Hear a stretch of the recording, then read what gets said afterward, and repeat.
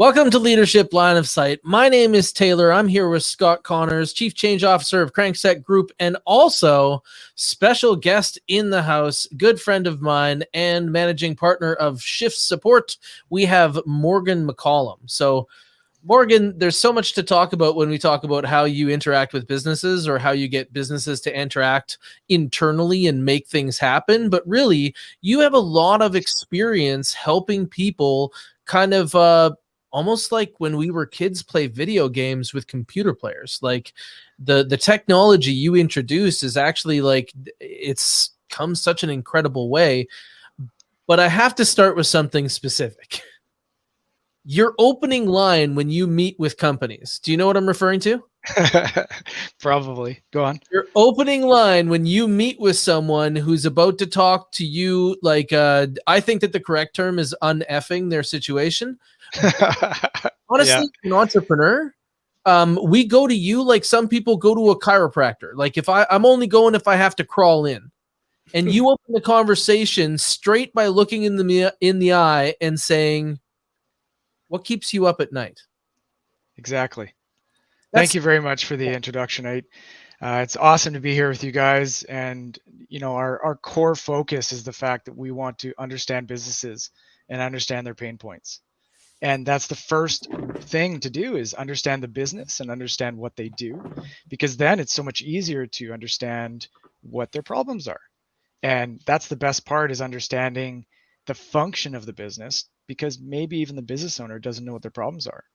And you're driving down the highway in your car and it starts making a clicking sound. Well, how fast were you going? Were you turning? What was the environment like? Rather than just the clicking sound, which is usually the problem, let's find the symptoms. I think that is just a sign of how effective you are, where often there's so many people that pride themselves on fixing things, but most of it is like helping people discover what's the most valuable thing to fix. Exactly. Right? Yeah. A Perfect. big part of what we do is that not using band-aids. A lot of other companies come in, they see a problem. They want to know that's the fastest time they can fix the problem and put a band-aid on it. And as far as the client's concerned, the clicking sound is gone because they just wrapped it in rubber and they're hiding the clicking sound. Well, we try and find out what the issue actually is and if other people in the company are having the issue, because we don't want to fix it again. And the owner of the business doesn't want to have that issue again and have to put in another ticket. And I thought we dealt with this weeks ago. And yeah. So when you're talking about like companies working together, like it's really become this expectation where they're kind of cybernetic. So Yep. it's teams of humans and computers. Where do you see like during COVID, we've been really kind of pushed to the limit right now. Where do you see the most common breaks? Like where's the most common nightmares right now when it comes to things that you've been straightening out for the companies that you serve? Taylor, you're on mute. How am I on mute? I'm just kidding. That's the biggest breakdown is when people are working from home. You remove the physical aspect of people in the office and you remove it where people now need to work electronically than in person. We deal with a client all the time that they need things in person. They want to be in person. They want to use a printer. They want to stand at the water cooler and talk about the company. That introduces a lot of stress into employees that they need to go on video and they need to make sure they put on a dress shirt without wearing sweatpants. And the biggest part about moving through COVID and the company and the transition is that there's a lot of stress involved with that, where people need to be all these little contractors working at home. You're setting up your desk on the kitchen table, your family's bothering you, but you're still trying to be functional based on your position. So that's a huge part of how companies have needed to evolve and become cybernetic. And companies have evolved from needing stuff that's in the office to online services. So many companies have needed to implement VPN. A lot of companies didn't even know what that word meant. And now they rely on it like it's like, throw it in my arm, man. I need more of it. So it's a huge transformation from what we see for our clients of what their needs are now than 2 years ago. It's completely revolutionary. I get it, because like if you sit back and listen to so many like Zooms, it's listening to it is like listening to a seance. Can I hear you now? Can you hear me now? Do we have Scott? Is Scott here? Is he in? He's in. He's in. Scott, when you take a look at like the companies as far as the competitive landscape going, like really those people that are playing well with technology were people that were just flying through this transition, and it was a big difference maker. Who do you see as the winners and losers when it came to COVID as far as like business practice that was laid out in advance that allowed like these cybernetic teams to basically go through, because it's turmoil out there. There's so much chaos. Yeah. Thanks for having me back again this week. And I love the intro. Am I on mute? But you're on mute, but can you hear me now? Look, this is an easy one. The companies that have been successful in the transformation, the pivot, whichever you call it, have been the companies that enlisted companies like Shift Support. It's just that simple. If there can be a person, not a help desk with a ticket, but a person who's on your computer with you, takes over your mouse, it's like a savior. It's almost like a religious experience. I've heard that from senior level executives who come in and fix the problem, provide a solution, give the feedback, say, you could add a little more light here, or let me maybe recommend some headphones for you. Someone who can really spend that time, energy, and effort individually. Companies that have invested in that type of support, easy transformation. The ones that haven't, well, it's not only difficult to be present, it's difficult to become one as a team, because somebody's audio isn't great or somebody's video isn't great. And I've always said it's the little things that make the biggest differences. And that's really where IT comes in. It's the little things. It's not just being connected. It's about being able to hear each other well. It's not just being able to see each other. It's being able to be invited into each other's homes, which are now our home offices, and becoming intimate through that type of transparency, what I call virtual transparency. Your camera matters. Your microphone matters. Your screen matters. If you're staring at a little laptop screen for 8 hours a day, you're done after about 4. And so how do we make our home offices our offices? And that's really been the difference. Those that invest in it and those that don't. It's like a multiplication thing. When we take a look at like some of the email templates that we have drafted with a short amount of time and the thousands of replications that they've had out to our client base as a real estate company, we found that, computers can do this amazing thing where they multiply solutions, but they also multiply problems. And that's been something where it's stacking up over time. Like there are companies out there that know to recruit all the time, because it's something like this that will be the pain point that will cause someone to leave. It will be the 7th time that they say, hey, I need an ergonomic chair, or I need double monitors. Like my whole job is taking information from one side and interpreting it and then putting it on another side. And that is something that I see other people do easily, and I'm $200 away from that, and you guys won't make the investment. But they don't want to make the investment not because of the $200 monitor. What is it, Morgan? They just don't realize that it's an effective change. Like giving someone a $80 webcam to a $150 webcam is a lot more than almost double. It's incredible the amount of the quality change. Everybody in the world who was involved in technology before COVID knows what a good quality camera looks like, and they know what a bad camera quality looks like. And sometimes those cameras are $50 and the good ones are $150. And you can get a lot more expensive than that. But for the most part, audio and video are so important because we're removing that physical aspect of being face to face, and we're now taking it digital, like Scott was mentioning. Yep. So I want to throw this back to Scott now. And Scott, when you're talking about like the work from home movement, right? What is the verdict in there? Is work from home something that is sustainable? Are companies that have gone work from home, are they being effective? Is things improving? What's changing?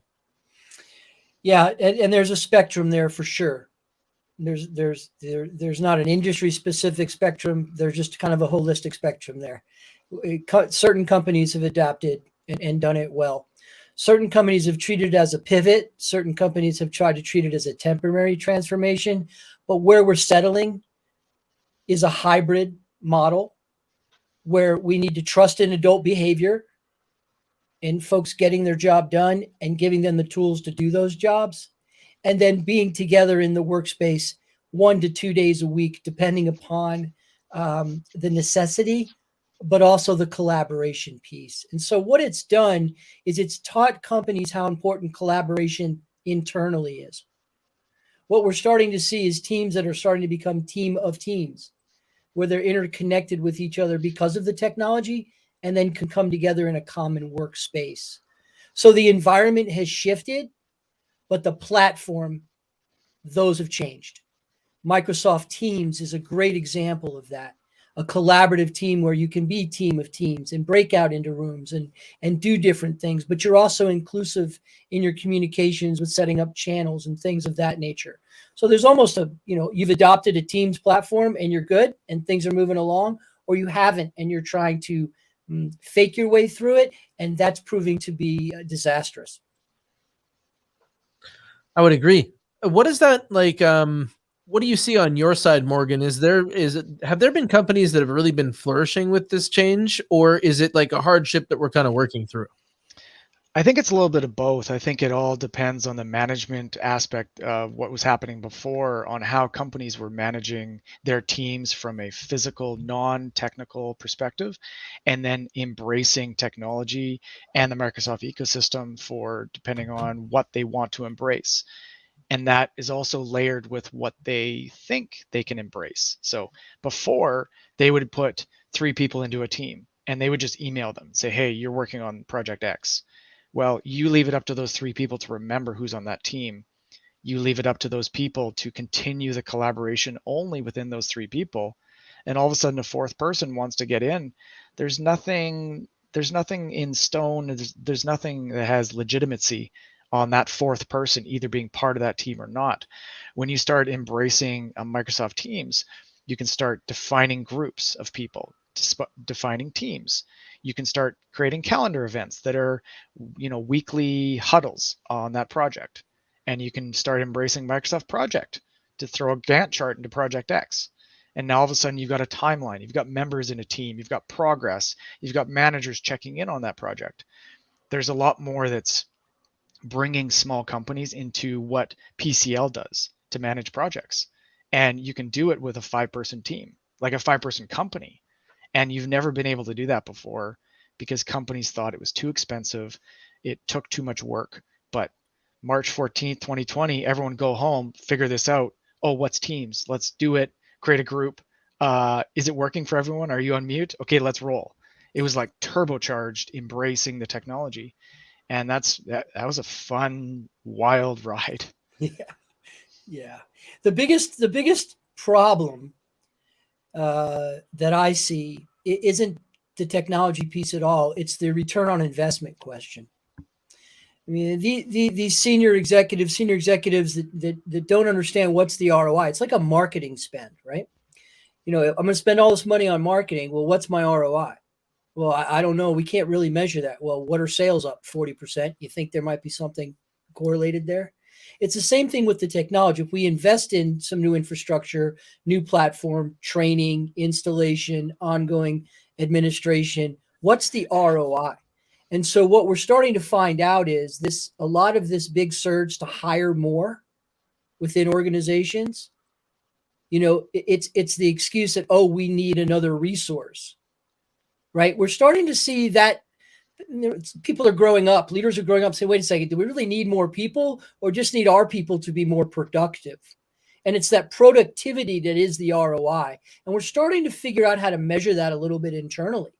And as soon as bigger companies and small companies that are looking at a return on investment instead of just what is my checking account balance. So it's a short-term investment with a long-term productivity gain and ongoing maintenance expense. Companies are starting to figure that out. And when they do, companies like Shift Support are going to get a lot busier. So let me spin that around for you, Scott. So if you look at a concept like ROI, from whose perspective Right. is that being perceived on? Because sometimes that's actually an opinion. Yep. And if you take a company of 5 people and it's got 4 employees and the boss is the guy who spends the money. If you're thinking about deploying a product for the 4 people and the 5th person who doesn't use it is trying to justify the cost of that license for those crazy features that those 4 people say they need, what if that 5th boss now has to go work from home? He now needs to be part of that 4 to now make it 5. And oh, wow, I really want Teams now because he is affected personally.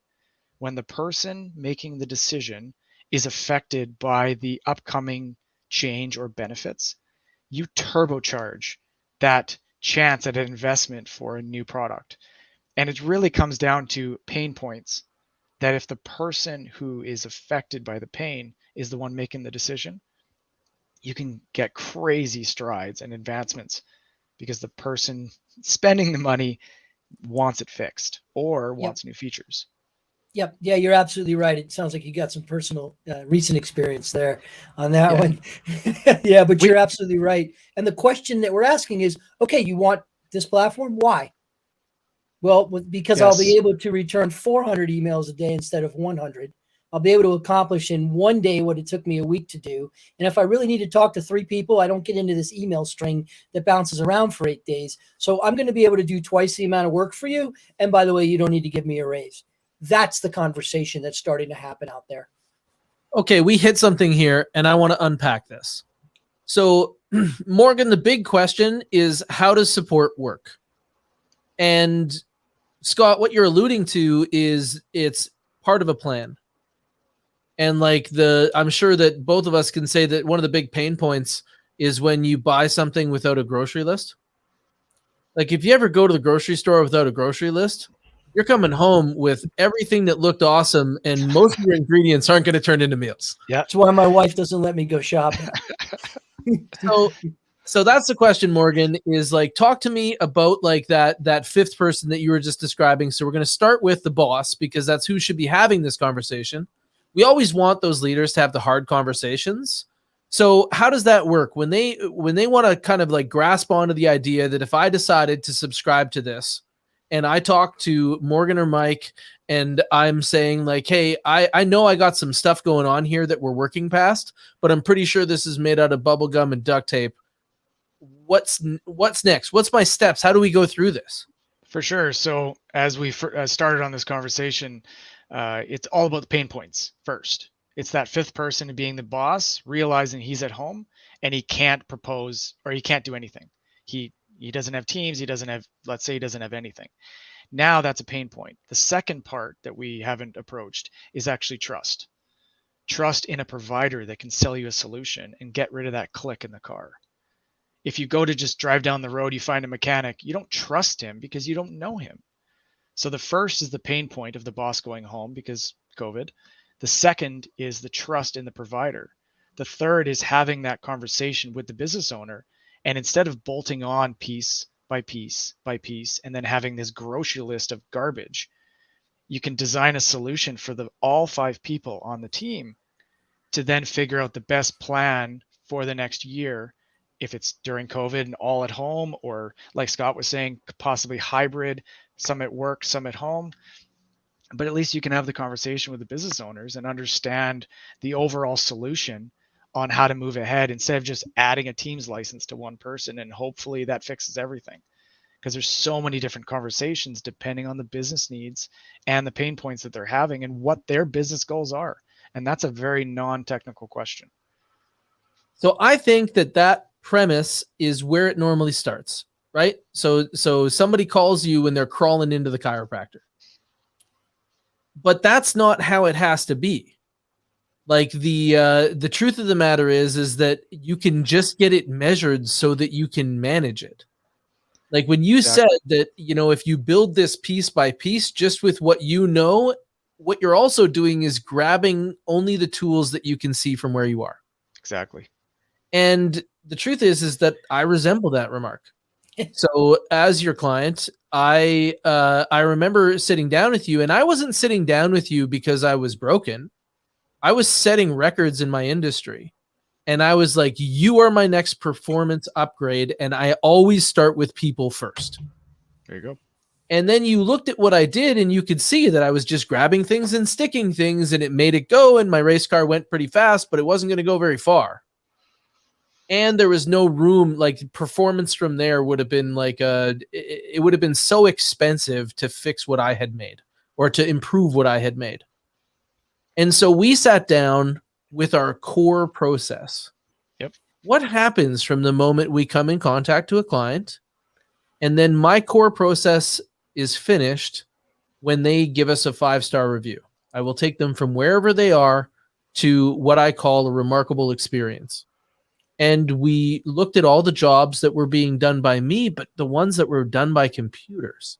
Tell me about like that exploration. You've done that with countless companies. What do you guys come up with when you sit down for that? Because I know that my experience isn't unique.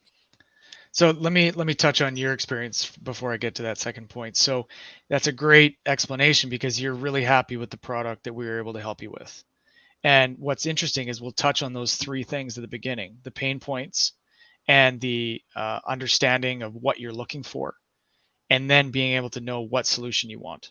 So you go through those 3 pain points, like the boss who's at home, and with the decision to move ahead, you've got goals on where you want to go. I'm not just buying you a microphone. I'm setting you up with a solution based on your needs as a business compared to what you currently have, and that you're just unhappy with it. Because if you knew how to do it, you wouldn't call me. But you're looking for advice as a trusted partner to try and design that solution with you. Yep.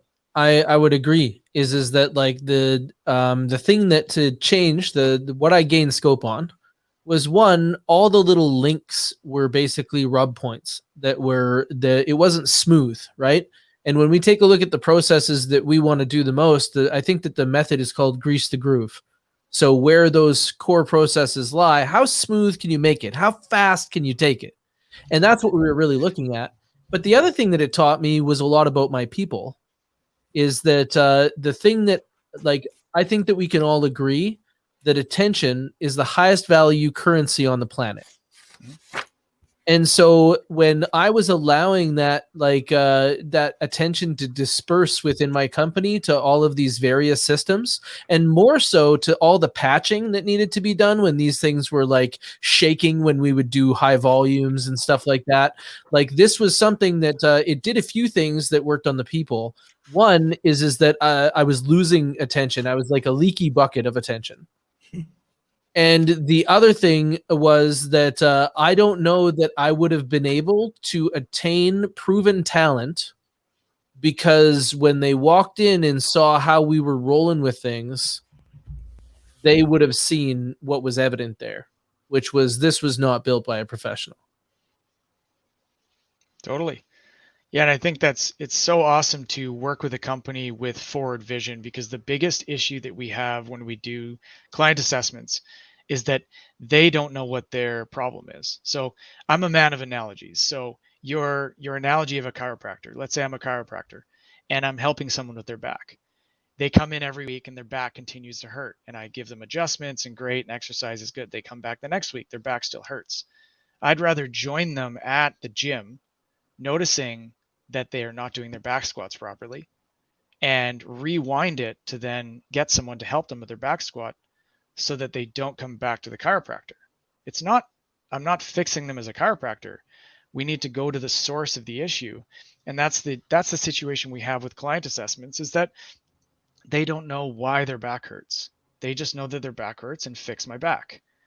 But in the bigger picture, if the plan we're trying to make is bigger than that, that's if you have that trust and you have that reputation that you've been building with that client, then you can build the bigger picture of the solution that we've been trying to provide, because we're trying to understand your business. Symptom is your sore back. The reason it's sore is because you wore out the big muscles. And so now everything's being trying to support by these little stabilizer muscles. Yep. And so you're just like one sharp movement away from breaking. Exactly. What does it look like when they break? So that's a kind of an efficiency question, because if you think of all those muscles as people in a company, and you think the really big muscles are managers, and you think all those little muscles are all the little employees, then you're looking at the fact that unless you're analyzing the entire business and you have one really weak link, then there's a situation where the business can fail because of one employee, and they're not set up properly. They don't have the right resources. They're putting in tickets every single day. They've got problems that are affecting the business, and you need your back to get adjusted because of one person.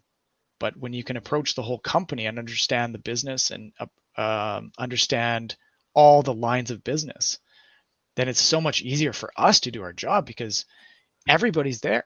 Everybody's in the gym. Everybody's watching you. There's no unknown pieces of information. We're just doing our best because we have all the info. So when you take a look at like those businesses that are looking to be forward, like have that forward vision, part of it is creating that structure, because systems are so valuable. So when we take a look at employee value proposition, normally when we talk about it, I think that it should be culture, and systems are going to be very close to that, because that really does dictate a lot of the experience of your work. Like even your workstation, that's a huge field of your attention each day. And if that's something that's not working really well for you, like I could understand how you lose key people in a business that doesn't get this type of maintenance.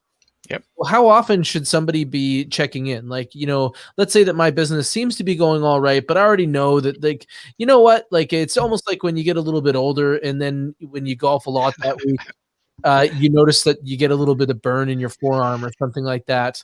So if I smell smoke but don't see fire, what does this look like? Is this like where you're going to come in and see everything that you could sell me?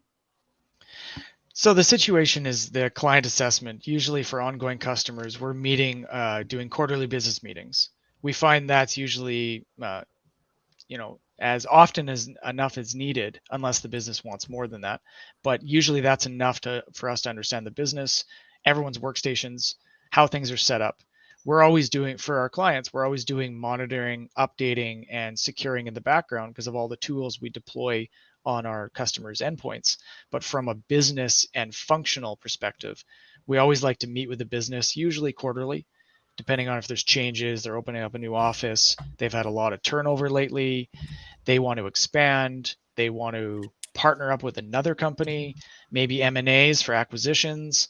Like there's a lot of different things that can happen within a couple months that unless you have that connection and trust and reputation with one of the business owners, then you can get really connected to the business.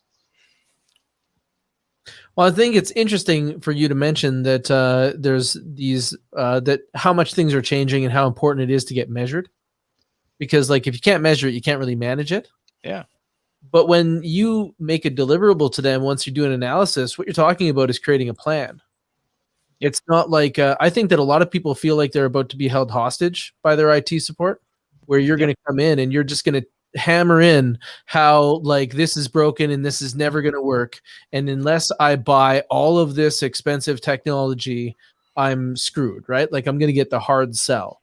But that wasn't my experience. Like, talk to me about what you're, when you're done an analysis and you're making recommendations, what does normal look like there?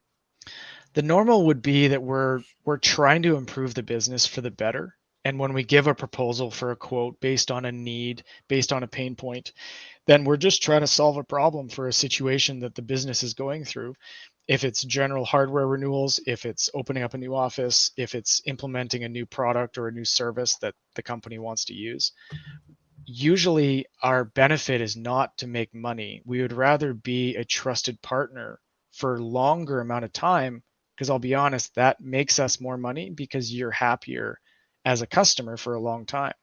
We've had some customers now for 12 years, and I'm talking to the business owners every couple of weeks, more like a what's up, instead of like, we need to book this meeting. Here's the agenda. Here's exactly what we're going to talk about. I'm just having like just a normal chat with them, and they say, hey, we're letting this person go. We're opening up this office.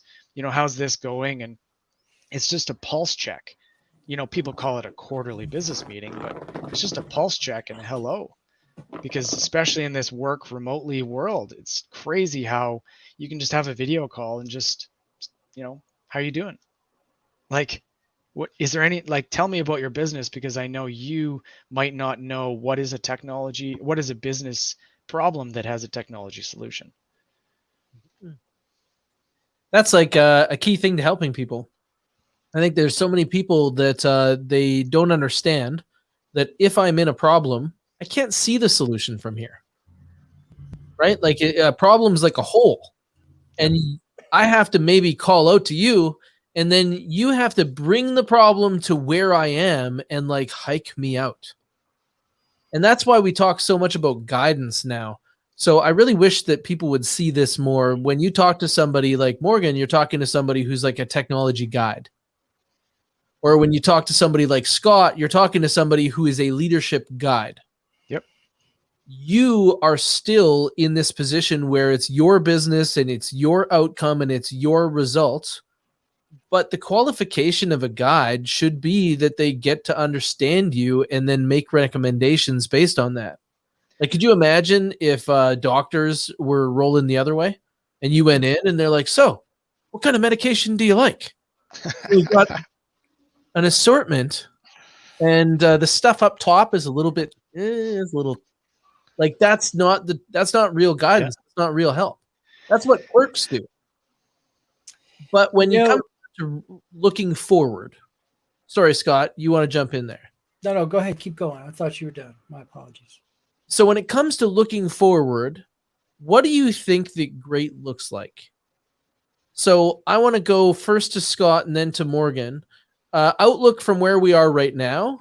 If you were trying to take a look at an evolutionary path for your business, what do you really want to consider when we kind of roll out over the next 12 to 24 months, knowing what we can kind of see from here? I'm using what I'm calling the Bullseye Approach to really focus all my senior leadership teams on that question.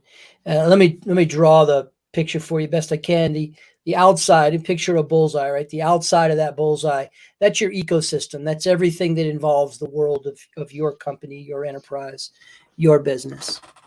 And just inside that next ring in, and this surprises some people, is your customers. And that's where they reside, and sort of inside that ecosystem as that atmospheric layer. And just underneath your customers is your culture. Not quite the center of the bullseye anymore. And your culture and who you are and how you operate, how you go about your days, and the methodologies with your successful in your executable strategies. But the bullseye now, the core,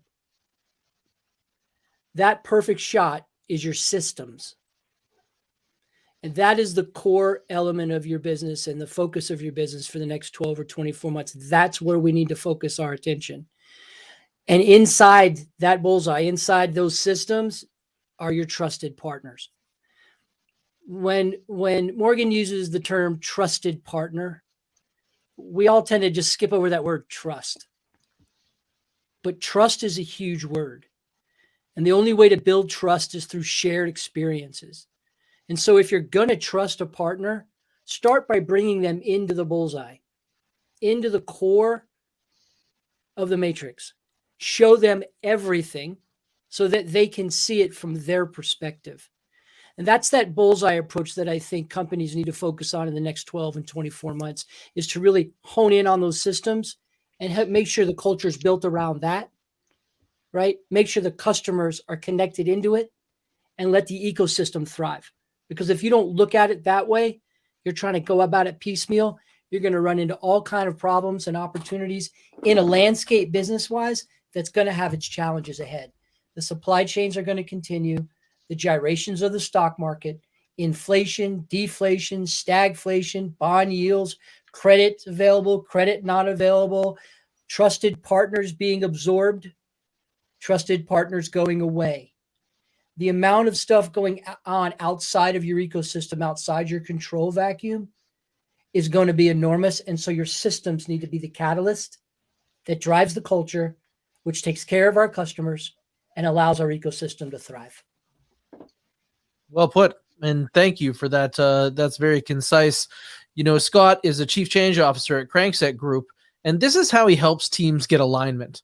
You know, when it comes down to getting everyone to stroke in the same direction at the same time, when you call it out, like a ship moving in one direction or more so changing in direction, that's something that Scott really does well, is to help people embrace the vision.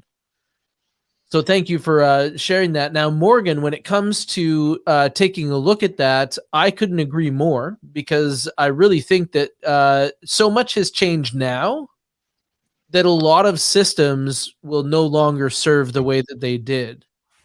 What do you see in the next 12 to 24 months? Is there a certain technology that you think will be like gotta have, like absolutely required equipment? For sure. So, very good introduction, Scott. That's hard to follow, but awesome analogy when it comes to leadership of the core bullseye. That's a really neat analogy. So, what I find is that from a leadership perspective or a technology perspective, we're going to see the very similar things, if it's technology or leadership, of things you need to approach. And when it comes to the 12 to 24 month window, the one thing that we've all seen change is, before, we're all under one office, and I'm regarding security here. So everyone's under one office, and you got 20 people in the office, all with computers, all managed, all under one network. Now a bomb went off, and all those 20 computers are around someone's home network that's not secured, and the machine is out in the wild. The problem for businesses is being compromised. That's if there's a technology word for 2021, it's security. And that is the huge, just as much as it's hard to manage the people from a leadership perspective because they're working from home, it's really hard to manage the security from a work from home perspective. Someone works from home, they click on a bad website, they get a virus on their computer, and then now things can get infected. When before in the office, those tools would be in place for the office network to be protected, and you're one step closer to being protected when you're in a physical office. And I'm not saying it's not possible, but it's just harder to manage. And we as an IT provider have to leverage our skills to try and understand and survey the market for services that can protect you from home. And we've been doing that. That's a huge vertical for us in our market, because now, instead of protecting our client's office, now they have 20 offices. And that's a huge part. And, Scott's computer at home, or you're in your office, Taylor, sometimes you're working from home. It's the same idea. You're connecting to your Wi-Fi, you manage that, but you're connecting to all your corporate resources. And that's a huge part for us to try and scale out how we are going to support our customers, because from an IT perspective, it's security, it's management, all remotely.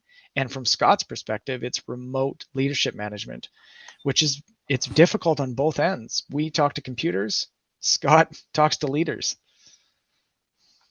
But the thing is, you need them both to be connected. You do. Yeah, it's a culture change.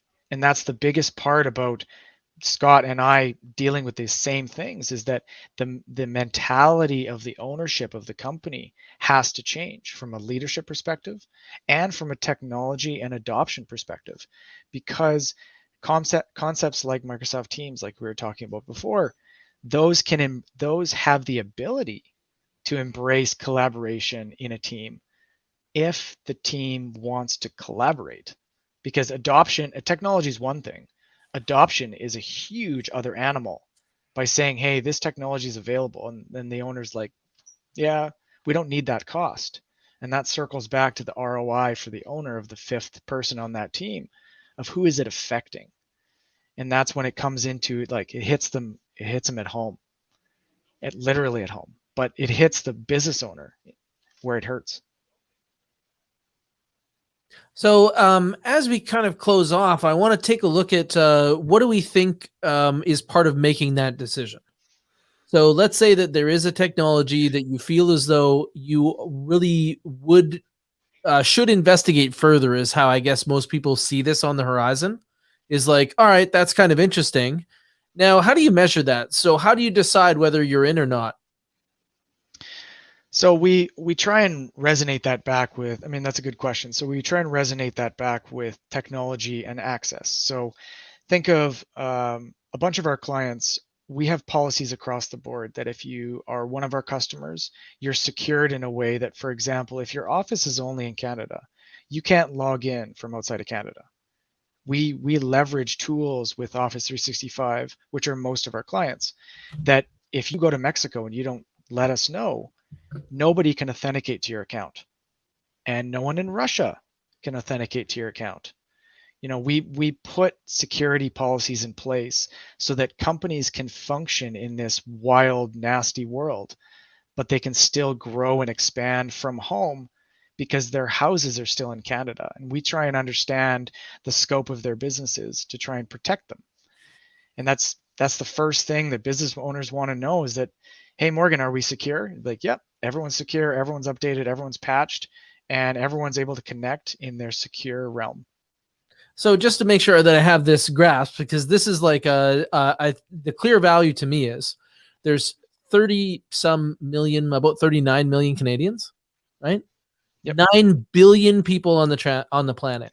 Yep. So by using like security as like a geofencing, what you're basically saying is that we're going to eliminate or massively put resistance against, basically like 8.7 billion people just because they're outside of this boundary. Now that makes a lot of sense to me because look how many people you're effectively defending against. But the other thing it's doing is it's saying that the only people that will be inside of this security, this layer of security, is people we can prosecute. That's a great point. Yeah. We try and, a lot of people try and think of that security is all about layers. It's all a bunch of layers, like an onion.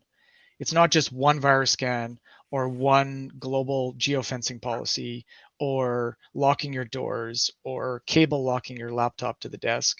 We try and think of it as all the layers of security on what a business needs, not what should have.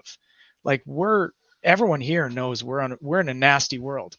So we try and approach every single layer from physical to leadership to technology and protect the business as much as possible because the attack vectors are more than what anyone has ever seen. And there's so many different tools that we've implemented, from email to antivirus to restricting what websites people can go to and categories to geofencing through Canada. We're trying to nail every single layer so that the employee is safe. They can do their entire job. They can collaborate on teams. They're protected. If they get a virus, we get notified immediately. It gets cleaned up. And even to the point, if one of our clients gets a virus and it's really bad, our system is designed to completely disconnect that computer from its network, and it cannot communicate with anything, period, immediately. And then that's when we jump in, analyze the situation, and clean it up and move on. We take these things very seriously, and that's a side effect for a business. Taylor, if you get a virus and it automatically disconnects your computer from the network, you're going to get pissed because your computer is disconnected from the network for good reason. That's, there's security and convenience, and we take the security side because we don't give up. We try and give as much convenience as we can, but we're not giving up on security, and that's a hard line because companies need it. Absolutely. And Scott, same thing from your perspective. When you take a look at if the word of technology right now is security, where are those companies? Like, do you see any examples that are making big moves or not making enough moves? Well, I think there's the companies that pay attention to it and those that don't. And I think we're seeing the ones in the news are the ones that don't. The conversations that I hear out there and that I subscribe to is, much like when we fought the world war on terrorism, it was the first time we fought a stateless actor.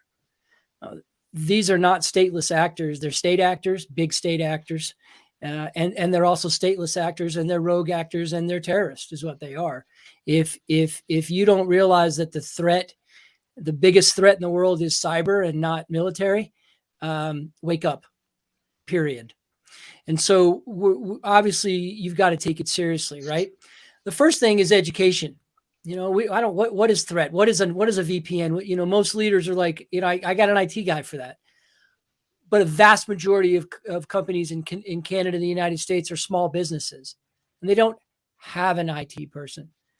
And that's what a company like Shift Support solves for, because they are your IT people. And they're not nearly as expensive as one might think, I suspect. I'm sure that there's a monthly, and when a company like Shift comes in and says, okay, leave the features and benefits to us. Tell me about your business. Tell me what keeps you up at night. And then let me give you a couple other things that probably should be keeping you up. When that happens and there's a solution, a trusted partner out there like Shift, then we can all sleep better at night. So cybersecurity has become mission one for any company of any size or shape. If you're a restaurant and your credit cards get compromised and you've got a process offline, you're done.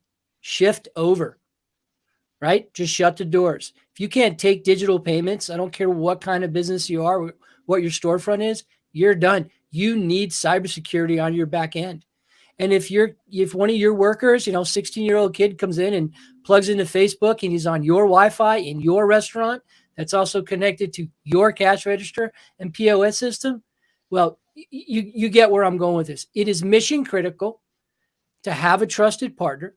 It is mission critical to leave the features and benefits to others because they're changing and evolving to continue to lockstep outpace those threats. And it's a cost center, not a cost center like most people think. Not I write a check every month. That's not the cost. It's the opportunity cost lost if you're focused on this instead of your business. And so if you don't have a trusted partner, get one. That's the conversation that we're all hearing out there. And you're seeing some pretty big deals out there. Microsoft, Amazon Cloud Services, right? I think is another one. But even into the Intel and into the chip building world, we're building into the technology these security features that folks like Morgan are all on top of, so that we don't have to be. But it's like air and water. Cybersecurity is a utility. If you don't treat it as one, your water goes out in your business, your lights go off in your business, your computers go dark in your business. All equally powerful, all equally important. That's a great point, Scott. Thank you. One thing that we've noticed in the past is that IT used to be just fixing computers, literally fixing a computer. And that was it. The guy shows up. You don't know who he is. He fixes your computer. I don't know what people do, but they just plug parts into a computer, it works again, and then he leaves. But IT has changed for us, and now we're sitting at the table with the C-suite, and we become a CIO that's basically a rental CIO because we're a consultant, but we're listening to other parts in the business. And if you have a business in 2021 and your technology provider is not involved with your internal business quarterly meetings, you should think about that, because find me a company right now that is successful that does not use email, files, security, a website, a domain, a server, online services. I don't know how they're not successful. They might just be a landscaping company that takes cash, but you still need communication. Yeah. And that's the big part of that transformation of companies that before they could operate without any online technology services. But to be functional and successful now, you need services, and those services are critical that they're working, just like Scott was mentioning. Yeah, and this is what I say to boardrooms. I'm like, we're great at playing offense, man. We're good. We're driving the ball. Revenues are up. Sales are up. We are offensive mindset. Look at us go. Where's our defense? Interception, and you're screwed. Yeah. So I don't care how many points you can score if somebody else is taking them out the back door with ransomware, or somebody's putting a Trojan horse in here. So your defense is your focal point, and you've got to have a 360 view. Yeah, we just had a conversation with a client the other day that they've got 20 people And so 20 email mailboxes. And we just had that chat saying, how do you know not one of those email accounts is compromised? And then the business owner's like, because no one has said anything yet. And that's exactly how it's compromised, is they sit there and wait like a bear trap, and they wait and they see your emails go back and forth, and they see who's in finances.